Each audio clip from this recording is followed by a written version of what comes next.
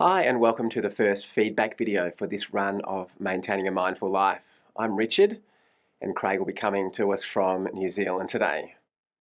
It's Craig here. I'm from a galaxy far, far away, and sorry not to be with Richard and the team in the studio today, but I've just really been enjoying following what's been happening on the course and lots of the readers' comments and insights. And so I'll be sharing a few things to input into the discussion this morning as well. We've got about 7,000 learners on this course, which is amazing, and there's already been a whole lot of really awesome conversation happening. And so each week we summarise those conversations and provide a feedback video just talking about some of the most popular conversation topics. Craig's had a lot to say this week about the formal meditation practice, which a lot of our learners have been experimenting with. So we'll throw to him for his comments on that. One of the things that a lot of learners notice is that it's easier to practice with the guided rather than the unguided practice. And I often use the metaphor like training wheels. It's easier and more pleasant if we're learning to ride with the training wheels on the bike. But it's actually when the training wheels are off that we develop our balance more. And if we come at the mindfulness practice with a judgment that good practice means it's easy and bad practice means that it's challenging, mind goes off more, we get more irritated with ourselves, etc., then it leads us to be very judgmental about not having the experience we think we should be having. But if we just come at it with a kind of an idea, if we're having an unguided practice, the mind will wander more, and we're just accepting that that's what comes with the territory, then it's not a bad practice, it's a good practice because we notice more and just bring the attention back more. We get irritated at ourselves, whereas the guided practice, there's sort of hopefully a soothing, calming voice in the background, but we get irritated with ourselves when we're practicing by ourselves, so it gives us more opportunity to cultivate acceptance and being non-judgmental. So the unguided practice ultimately is going to be the best practice. And of course, when we're meditating, some environments are harder than others. Sometimes we're sitting in a nice quiet room and there's nothing to distract us, but other times there are people talking or having the TV on in the next room, or perhaps even internally we've got a lot of thoughts and emotions buzzing around. And again, Craig's got some really great things to say about that. Yes, when we practice meditation, some environments are more noisy and challenging in many ways. It's just like, I suppose, playing a game of golf, and some days there's not much wind and it's easy to keep the ball on the fairway, and other days it's howling a gale and the ball goes left and right and you're in the woods and hacking around. And it doesn't mean those days when it's more noisy and distracted aren't less valuable. In fact, in some ways they're more valuable because we'll learn more on those days and we're challenged more, and that hones our skills more. So certain environments will be more challenging, but we shouldn't neglect our practice just because we haven't got the perfect environment, because if we do that, we'll probably only practice on very rare occasions. So we should be prepared to practice, like myself yesterday, airline waiting rooms and on the plane, or, we can practice anywhere, and we just accept the conditions as they are.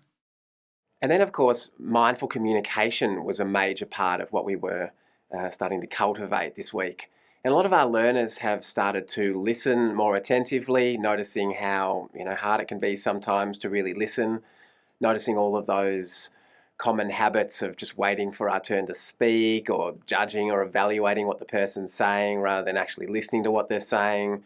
Of course, technology gets in the way, things like just being on our phones or distracted by the television, or even just thinking about what we're going to get from the shops on the way home. All of these things can get in the way of communicating effectively.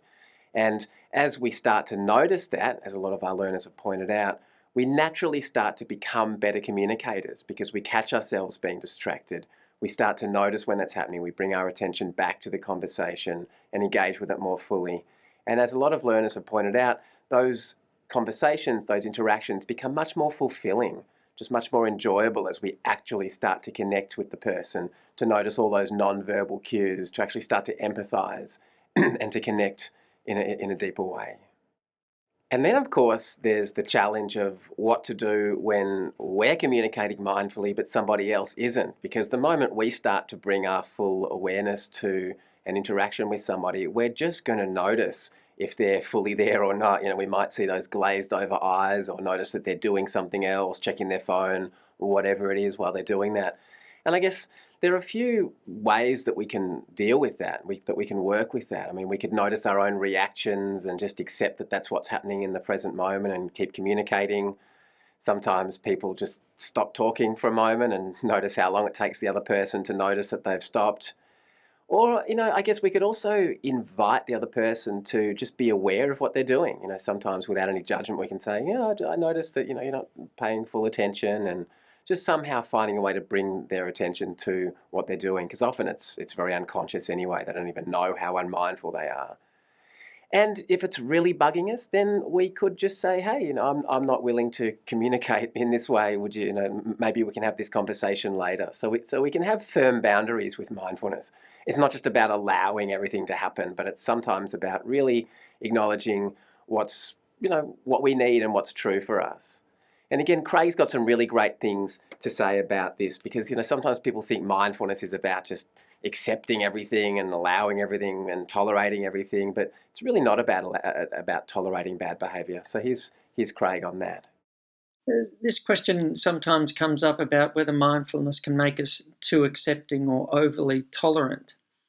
And look, to be completely accepting, completely tolerant, I think is a very noble and worthwhile aim ultimately. But it depends.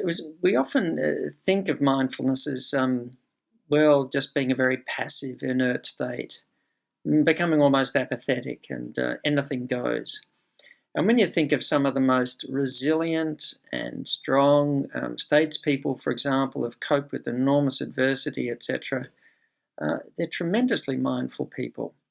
But acceptance and tolerance doesn't mean anything goes.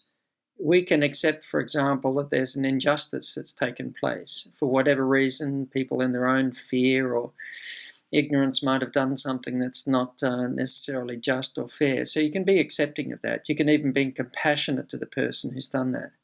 But it doesn't mean that you don't take action, that you don't respond, that you're not very clear in your response to what's taken place, that you actually stand for principle.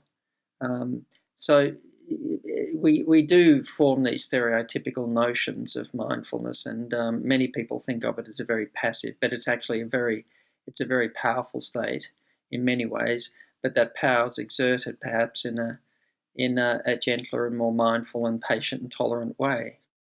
And of course, as some of our learners have noted, we can't change all of our unmindful communication habits at once. And so maybe we just start with one thing at a time and just start to slowly change those habits. And mindfulness is a lifelong practice. It's something that we really have to cultivate over time. And so we can think about it like that, perhaps just changing one habit at a time. Then, of course, as we've already mentioned, technology plays a major role in communication. It gets in the way of communicating well when we're actually face to face with somebody, and just bringing our own sort of awareness to that can be a very powerful thing, to notice just how easily we can get distracted by it, or perhaps noticing if somebody else is distracted by it, just bringing our attention to that, perhaps working with it a little bit more skillfully, flight moding our phones or putting them on silent. Even just simple tricks like that can be really powerful ways of improving our overall mindfulness, but certainly communicating and having much better relationships. And then if we're communicating using technology, how are we doing that? And again, that's something that's very worthwhile bringing attention to, because how easy is it just to hit send on an email without proofreading it, without attaching the document to it, without, maybe saying something that we probably wouldn't say if we'd just taken a breath and read over the email. Or, we can just reflexively text or post something on social media. And so just taking a moment to pause can be a really powerful practice. In general, with mindfulness, it's a very useful thing to do, to just, write the email or the text or the social media post, and then just pause, take a breath, check in, notice, how are we feeling? Are we caught up in some emotion? Are we reacting to something?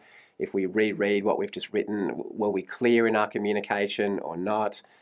You know, if we're sending out an email, do we have to CC everybody in the whole office every time we send it out and just spam everybody with email? Or could we maybe delete some addresses from our, from our address field? So just, again, bringing awareness to what we're doing. That's really the key here. Just, bringing some awareness, slowing down a little bit, just enough so that we can be responding and acting consciously rather than reacting all the time.